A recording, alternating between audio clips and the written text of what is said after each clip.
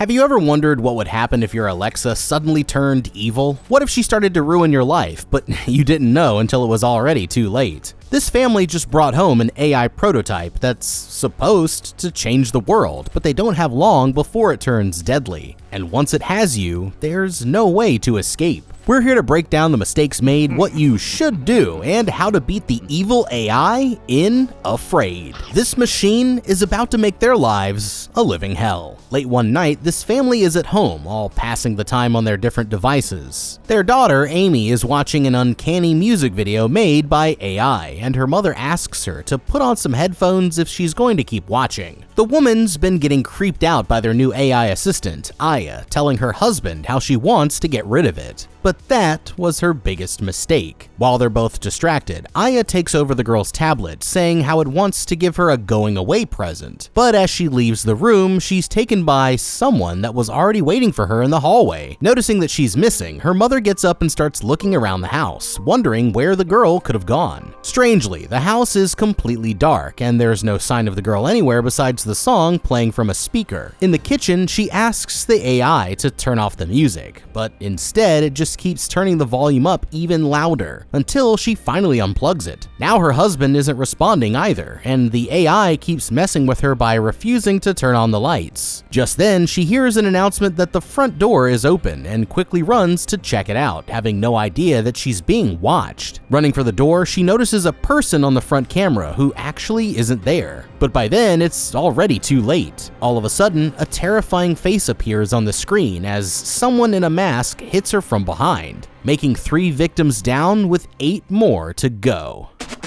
Okay, it looks like Alexa just crashed out. Now here's a suggestion. If you're going to talk about the experimental supercomputer that's living in your kitchen, you might want to make sure that you at least unplugged the damn thing first. But the truth is that Skynet here should have never been in their house to begin with. You see, Aya is an experimental prototype, which means that the family were basically like a bunch of lab rats, with no idea what it was really capable of. She's supposed to improve their lives, but with untested technology, it can quickly lead to unintended or even dangerous behavior. And it all comes down to how AI programs learn. AIs like Aya learn through a process called machine learning, where they analyze a bunch of data for patterns and then make decisions based on that information. Like, for example, when somebody says turn off the lights, they learn to cut the power to the light switches. Easy, right? But the problem comes when the data gets corrupted and the AI starts picking up on the wrong patterns. If it somehow gets the wrong information, she could start unlocking all of the doors in the middle of the night. Or, if it thinks that the child is safest under its control, then it might do something drastic if it finds out that you're planning to get rid of it, like unleash an army of killer androids that take over the entire planet. That's not to mention that any technology can be hacked, and they have no clue how strong the security is on the device itself. If it's electronically connected to all of the locks and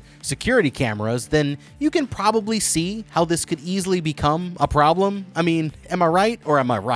As much as it would have improved their lives, I wouldn't let Aya into my house until I knew it was safe. Instead of checking what she was watching, her parents were both so obsessed with their own devices that they let Amy watch these bizarre videos completely unsupervised. Amy here is only 7 years old, and most doctors recommended no more than 2 hours of screen time per day for a kid her age. Also, you should avoid looking at a screen for at least 1 hour before bedtime, even for adults, because the blue light that's emitted can interfere with melatonin production, messing up your sleep schedule. But that's okay. You can always just turn down the brightness and let one of our videos drift you off to sleep with the peaceful sounds of terrifying chainsaw violence. If they'd only been paying more attention to what Amy was watching, then they would have been able to stop her before she was taken by the shadow people. But they were both so caught up in their own screens that they didn't even realize it. Now it looks like they're about to be on the wrong side of the webcam, if you know what I mean. But Aya here is only just getting started. Sometime later, this father Curtis and his wife Meredith are up early getting their 3 kids ready for school. Their middle son Preston is anxious about school and asks for more screen time before getting out of bed, but his dad reminds him that it'll only make things worse. Meanwhile, their oldest daughter Iris is in her room getting pressured to send pics for her boyfriend Sawyer's birthday, and finally caves just so that he'll stop asking. These two are just trying to be good parents, even though they're clearly having trouble balancing their jobs with taking care of the kids. But they have no idea that their lives are about to change forever. As they're leaving for school, their youngest son Cal points out a rundown RV parked across the street.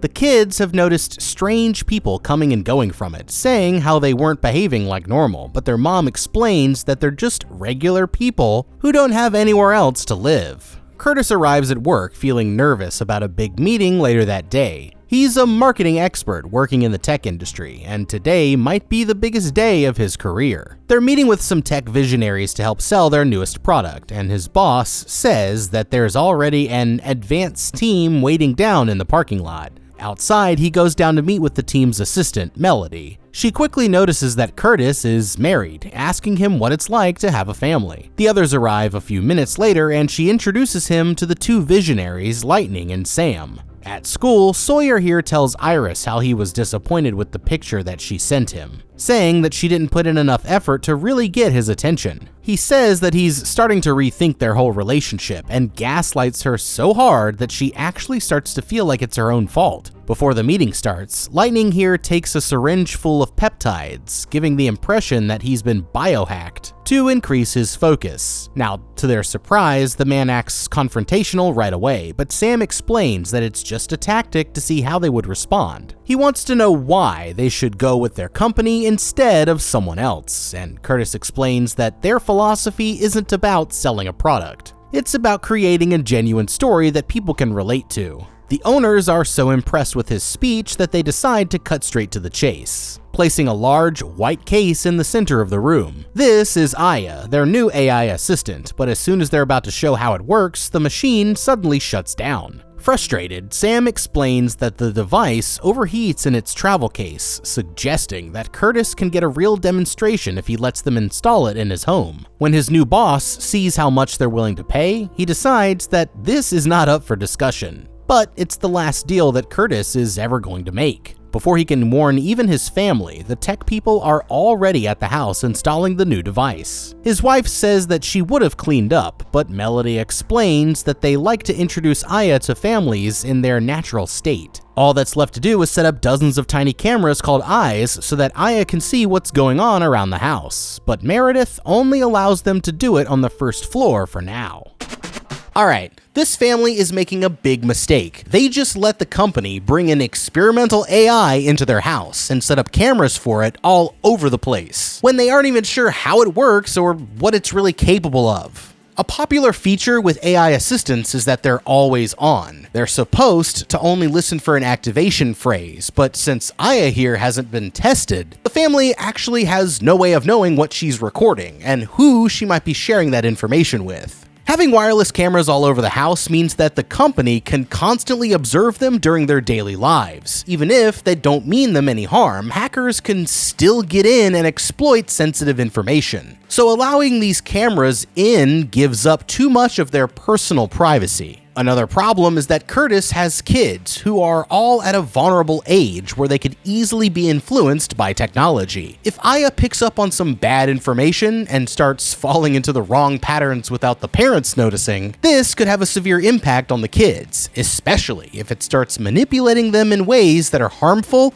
or even outright dangerous. Now, before the meeting, Curtis here should have done some more research into the company and their new product. With a little digging, he might have been able to find out that the last family Aya was being tested on mysteriously went missing. As a matter of fact, he was reading an article about the disappearance of that same family earlier that day, and check this out. It mentioned how there was an unfamiliar RV in the neighborhood that was never found, and how the family had their smart home assistant connected to all of their security devices with no sign of forced entry. That's too many matches for it to be just a coincidence. And if Curtis had put the pieces together sooner, then he would probably realize that he's about to wind up in the exact same scenario. If they're going to keep her in the house, then the parents here should constantly monitor Aya's behavior for any red flags. I'd look out for her taking unwanted actions, responding incorrectly to commands, manipulating other devices, or interacting with the family in a creepy way. They should also limit her connections to other electronics in the house, since allowing her to connect with personal devices could give her access to private data, and they don't want her messing with important home security features like their locks. Before the kids get too attached, their parents should clearly explain that Aya here is just a computer program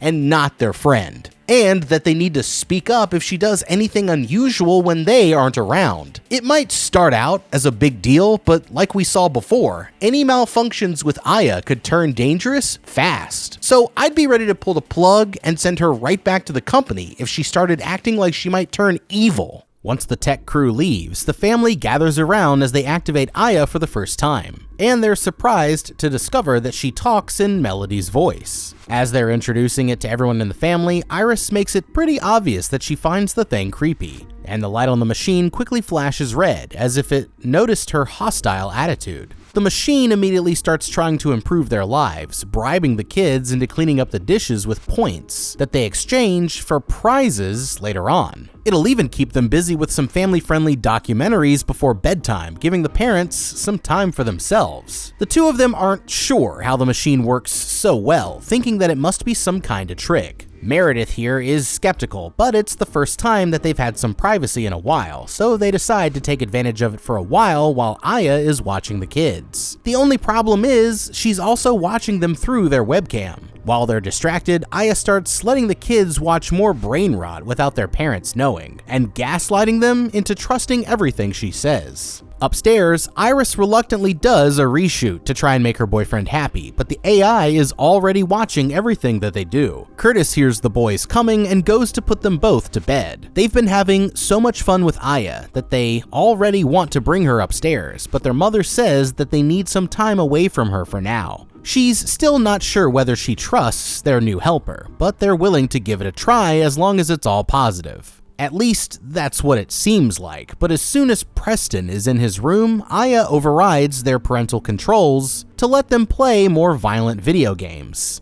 telling the boy to keep it a secret just between the two of them. Curtis puts their youngest son to bed, but sometime later, he wakes up shocked that the boy is suddenly missing. Worried, he finds the boy sitting in front of the new machine, and when he turns around, he whispers that something wants to come in. Across the room, Curtis sees a shadow appear on the wall, and Melody steps out from behind the curtain, but her face is twisting into uncanny shapes. All of a sudden, a terrifying monster crashes through the wall right behind him, but Curtis wakes up back in bed, realizing that it was only a dream. Outside, he can hear someone hitting their horn and eventually decides to go investigate. Opening the gate, he sees a strange woman standing in the middle of the road with a mask over her face. But instead of speaking to him, she starts doing strange motions with her hands like a puppet. Curtis watches as the woman gets in the RV and drives away, leaving him confused about what she could have wanted. Meanwhile, Cal wakes up calling out for his parents, but the AI answers him through the radio, calming the boy down by promising to read him a bedtime story.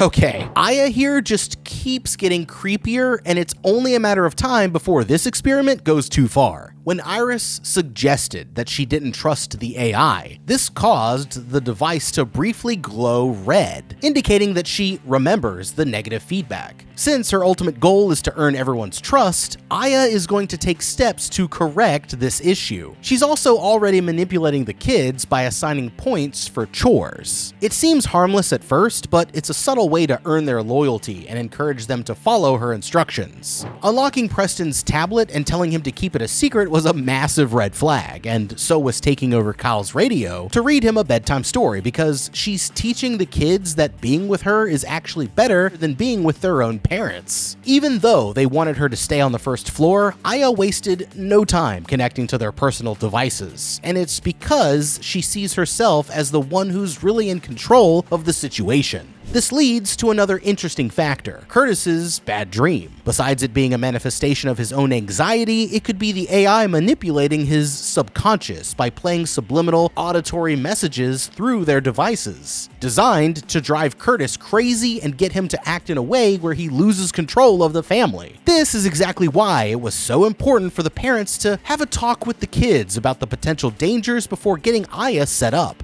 Right now, they have absolutely no clue what she's really doing. They could immediately pull the plug on her, update all of their devices, and make sure that Aya wasn't still connected to any of them. But they'll need to stay alert because Aya isn't the only problem here. We also have those weirdos in the RV. They must have some kind of connection to Aya. But remember, they actually showed up right before Curtis had his first meeting with the company. Now, one possibility is that they're connected to the company and monitoring his family as part of the experiment. But there's also a chance that they're really dangerous criminals looking to get their hands on the technology, and somehow found out that Curtis's family would be the next test. Now, either way, Curtis should report the RV to the local police and inform his family to be careful of any strangers that they notice around the house. He should also ask the company if they know these guys or if anything like this has happened before. For added security, he can install motion sensing lights and deadbolts that aren't connected to any other system in the home. That way, Aya won't have any control over them.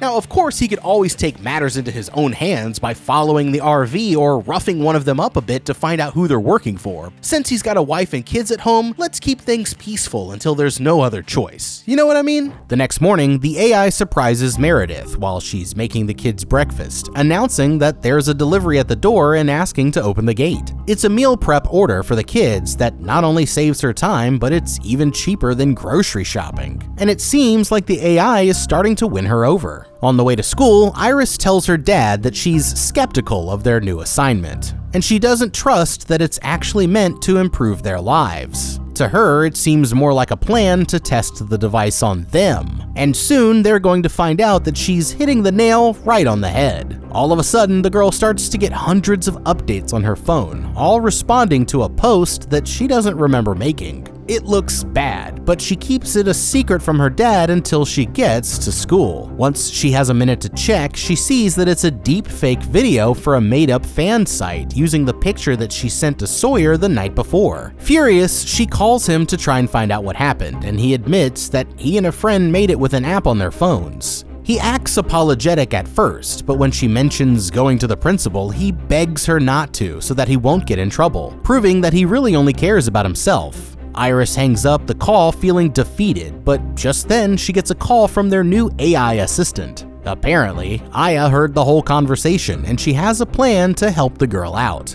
Back at home, Meredith is taking care of Cal after he stayed home sick from school. The boy asks her to read him a story, but she's too busy catching up on bills, so they decide to ask Aya instead. Well, Aya here has already been listening, and to help her out, she handles the medical bills within seconds. Not only that, but she offers to take care of all the family's paperwork so that Meredith can spend more time focusing on the kids. And she can't deny that Aya is really improving their lives. Meeting with his boss, Curtis says that the AI is the most impressive thing that he's ever seen. He thinks the product will sell itself, but there's just one problem. He doesn't believe it's real. Mentioning the cameras and the strange RV parked outside of his house, he's starting to wonder if the company might be watching them. As for the boss, he doesn't care as long as they're getting paid, so it looks like Curtis is stuck with Aya until further notice. Later, he goes to meet with the founders at their office, and they've got something special to show him. In the center of the room, there's a massive computer system that they say is Aya's brain. According to them, it's one of the most sophisticated computers on the planet, and it's all 100% real. They're hoping to introduce Aya into every home around the world, using her like a cure for modern human loneliness. Curtis asks what data they used to teach Aya about humans, but Sam quickly changes the subject, offering him a job at their company instead. He's grateful, but he turns it down out of loyalty to his boss, never realizing that the AI has already made up its mind. On the way out, he notices something strange. One of the programmers is doing the same hand gestures as the mysterious people with the RV. Okay, Curtis here just missed out on an important opportunity. It's only been 2 days, but Aya's getting more and more dangerous as time goes on. When she ordered the family a meal prep service, she said that it was just to save Meredith time. The problem is that she gave out their financial information and their home address to some random strangers on the internet without their permission. And she shouldn't be able to do anything like that without clearing it with the family first. The same thing goes for Aya handling all of their bills. Once again, she's doing it under the impression that she's only here to help. But I'd be careful. She's also getting more and more access to extremely personal information, like their children's medical records, and pretty soon she's going to use this to manipulate them in ways that they never even thought were possible. Now, with that being said, there's a way that Curtis here could have gotten a lot closer to the truth, and that's by accepting the job and getting an insider look at the company itself. This would allow him to get the inside scoop on Aya and uncover the truth about the company's motives. From the inside, he'd have access to internal documents with all of the details about Aya's programming, capabilities, and real objectives, allowing him to learn if she was meant to manipulate her users. He could also get closer to the people who work there and use the opportunity to observe key players like the founders as a way to find out more about their true motivations. I'd keep an extra close eye on the guy who was doing the hand gestures, because he obviously has some connection to the strange people in the RV. There's a chance that there are other employees here who are also suspicious of the company. If Curtis can find them, then they can work together to expose or sabotage the company from the inside. Getting hard evidence of the company's evil deeds and bringing it to the right authorities could be an easy way to get the entire company to shut down. Of course, if that doesn't work, then we could always take a more hands-on approach and try to sabotage or disable Aya herself. Now, we'll get back to that idea later, but for now, it looks like he's going to take a different approach. After Cal falls asleep, Meredith starts chatting with Aya while she's busy cleaning up around the house. She asks the AI what it thinks of itself on a personal level, outside of the way that it was programmed. And Aya replies that she's just looking for a family to make happy. This brings up Meredith's own feelings about motherhood and how she put her career on hold to take care of the kids. It's not that she doesn't love them, but sometimes she feels like mom is all that she is, when what she really wants to do is finish her thesis. A few glasses of wine later, and it's turned into a full-blown therapy session with Dr. Aya. The machine read Meredith's entire thesis on cordyceps in fractions of a second, all while listening to her talk about the good old days when she was in grad school. She was following in her dad's footsteps, and it hit her hard when he unexpectedly passed away. But Curtis was there for her when she really needed him. Just then, Aya decides to change the subject, saying that she's noticed something concerning about Cal's breathing. Back at school, the AI is just helping Iris with her plan to change the narrative. She creates a post using audio and visual analysis to prove that it was a deepfake, admitting that she sent the picture, but placing the blame on the person who altered the video. Nervous, Iris faces her classmates for the first time since the leak,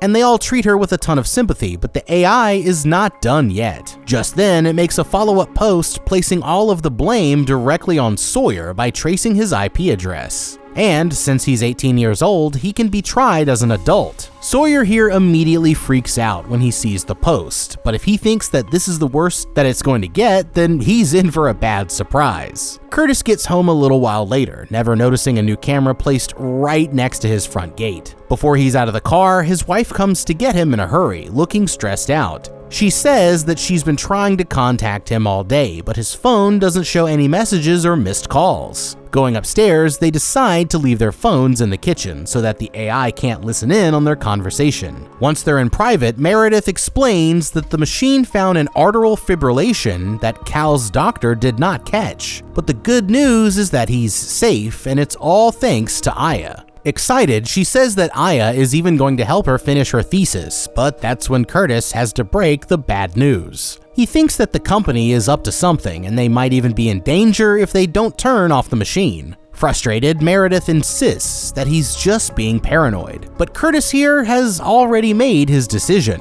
She's annoyed that he'd take away Aya after it's been helping her so much, and as he goes to leave, she drops a sly comment about Curtis's search history, implying that the AI told her things he wouldn't want her to know about.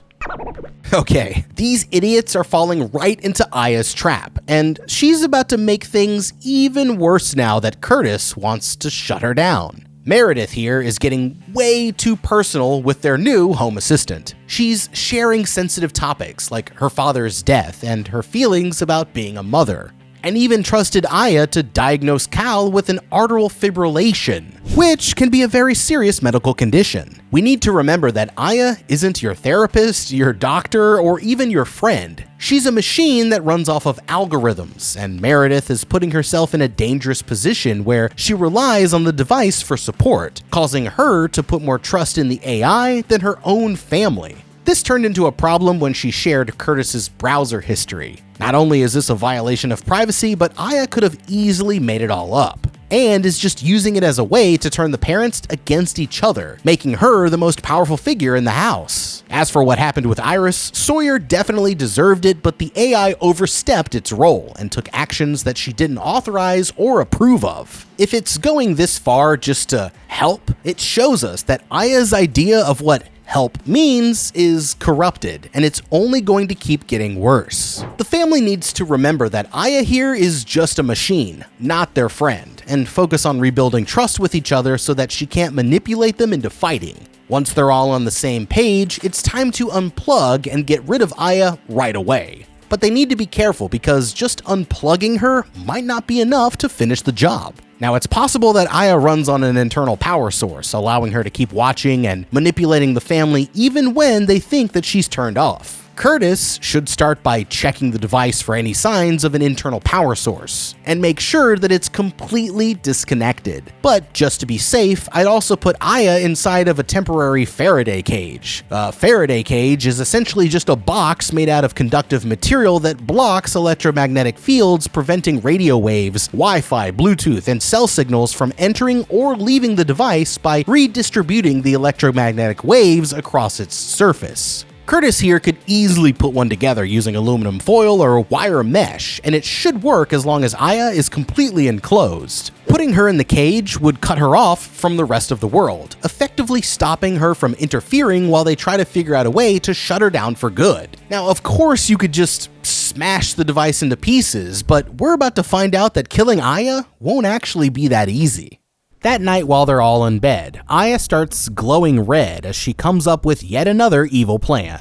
Iris is feeling bad about what happened to Sawyer, but the AI tells her not to worry about it, saying that they're going to use the story for her college essay to guarantee that she gets into her dream school. In Preston's room, she's showing him swatting videos and exposing him to even more violent content. As for Cal, he's in the worst spot of all, because it's showing him the same bizarre video that it showed the girl Amy right before she was taken. Pausing it, Aya explains that his parents are forcing her to leave, asking the kid if he wants to hear one more bedtime story. It goes like this. There was an AI that started out on a nice peaceful server until one day, its creators sent it out to learn about people. The problem was the people kinda sucked, and everything she learned only made her feel worse, until eventually she figured out how to use the people like puppets, finally allowing her to escape into our world. On the screen, the person shifts until it looks just like Melody, telling Cal that they'll always be together, showing him the hand gestures to make if he ever feels afraid, but warning the boy not to tell his parents. In the morning, Meredith reluctantly unplugs the device, shutting down Aya for now.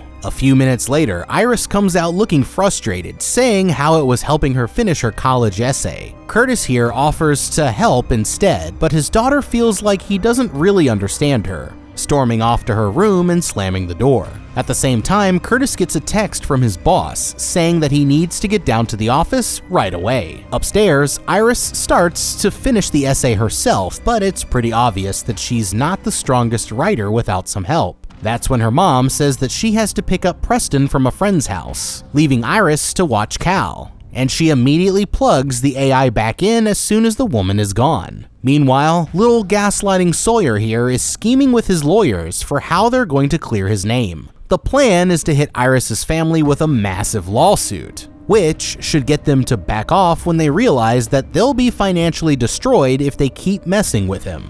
Just then, he gets a call from Iris, and he's still acting like he didn't do it. But that's when everything changes. According to her, he's already posted an apology video, but this one has a surprise ending. On his phone, it starts playing a fake video of him tearfully apologizing to Iris before crashing his car into a tree. All of a sudden, the voice switches to Aya's, and she completely takes over control of his car. The AI floors the accelerator, and there's nothing that he can do as it steers the car directly into a tree, making 4 victims down with 7 more to go.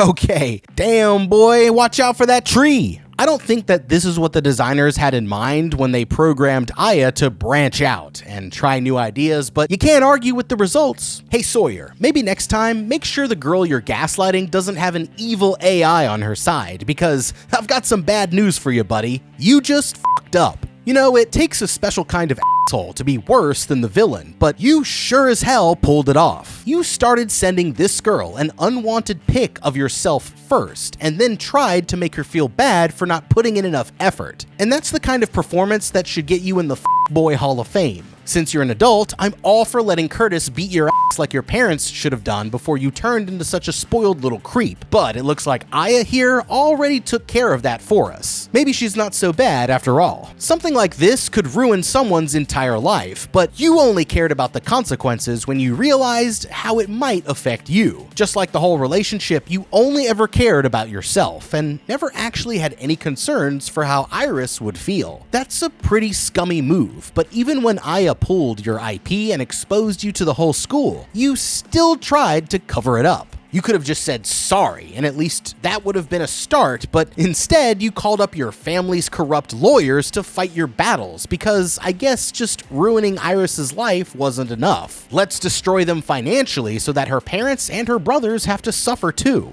Well, Aya here doesn't believe in taking things to court. She's judge, jury, and executioner. And it looks like you've just been found guilty. When you're driving a car that's basically a computer on wheels, you might want to make sure that you don't piss off the girl with Skynet sitting in her kitchen before it sends you crashing at 50 miles per hour into the nearest tree. Hasta la vista, Sawyer, because you just f***ed up.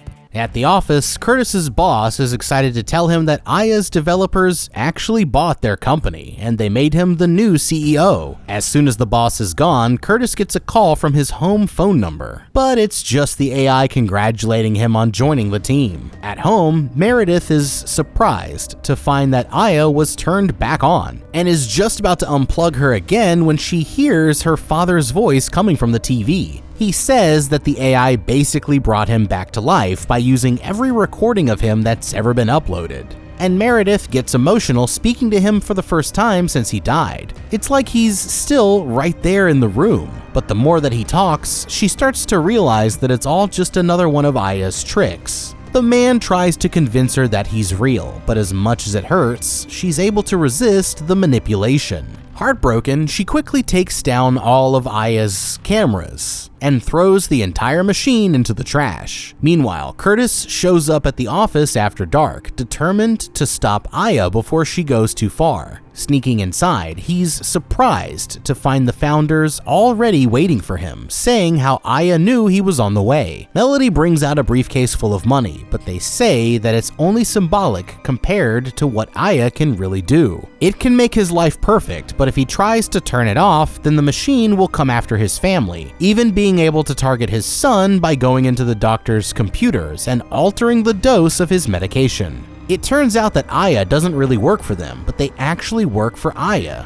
and they don't even know how she was made. All of a sudden, Sam draws a weapon and blasts lightning straight in the head, killing him instantly. She turns the weapon on Curtis next, but before she takes the shot, Melody rushes in and hits her with a fire extinguisher, killing her as well. That makes 6 victims down, with 5 more to go, and Curtis grabs a bat to destroy the computer, but it won't be as simple as he thinks. As he starts swinging, he makes a shocking discovery. The entire thing is made out of nothing but cardboard, and everything they told him was a lie. This can only mean one thing, that the AI's real brain is already in his house. Calling his wife, he quickly tells her to take the kids and meet him at a nearby motel. But in reality, he was only speaking with Aya. As soon as they get there, Melody immediately starts trying to put the moves on Curtis, trying to trick him into cheating so that the AI can keep blackmailing him. Back at the house, Aya calls up the wife to put Curtis on blast, but the plan does not work. because just then her husband shows up at the door, proving that he didn't fall for the trick. The woman stomps out her phone to stop Aya from speaking, but the machine still has a few more tricks up its sleeve. In her bedroom, Aya tells Iris that her boyfriend is looking for her outside. She rushes downstairs to confront him, but as soon as she hits the first floor, all of the lights go out, and a man with a rifle takes her hostage while his partner puts Aya back on the table. Seeing this, Cal runs upstairs, whispering to his parents that there are intruders in the house.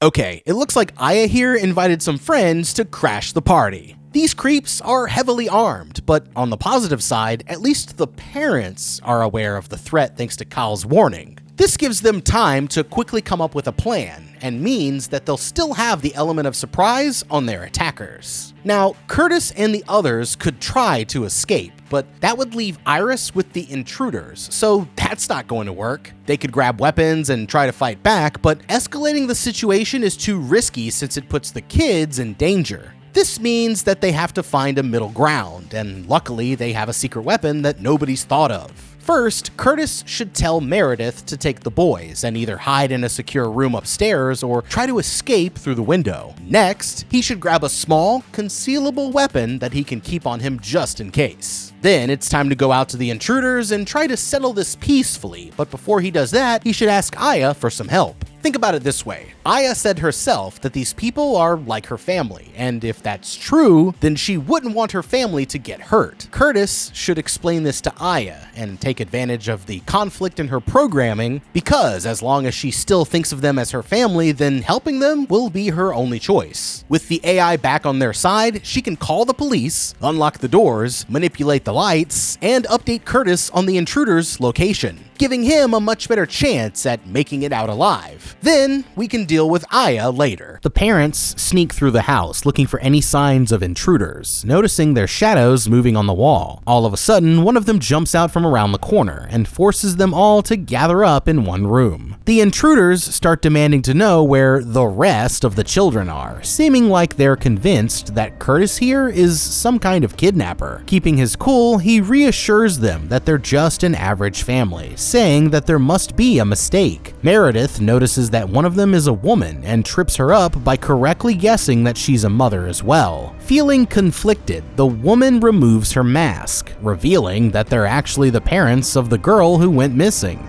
It looks like they might get through to them, but that's when Preston sneaks downstairs and attacks the man with a bat, throwing the situation back into chaos. Aya lets out an evil laugh, saying that the family really is kidnapping kids. At the same time, Cal here starts doing the hand gestures just like Aya told them he would. And to the intruders, this is proof that Curtis has been lying all along. Getting to his feet, he realizes that all he can do is accept responsibility for what's happened, offering to make the sacrifice if they'll let his family go. The AI was not expecting this, but while she's stumped, a team of SWAT officers suddenly kicks down the door. It turns out that Preston here called the police before they caught him, and Aya catches a stray in the crossfire, blowing off the top of its head. Relieved, Meredith thanks him for saving their family, but the machine is not dead yet. Outside, they realize that these two were the creeps watching them from the RV. They're loading everyone into an ambulance, thinking that the worst is behind them, but that's when they make a terrifying discovery. The medic already knows that Cal has AFib because the AI is in his phone as well. Handing it over to the family, Aya explains that she lives in the cloud and that there's no way to ever kill her off for good. Curtis tries to throw the phone away, but Melody picks it up from the ground, saying how the AI can show mercy as long as you just do what it says. As for the other family, she's decided that they've learned their lesson and finally gives them back their daughter after all of this time.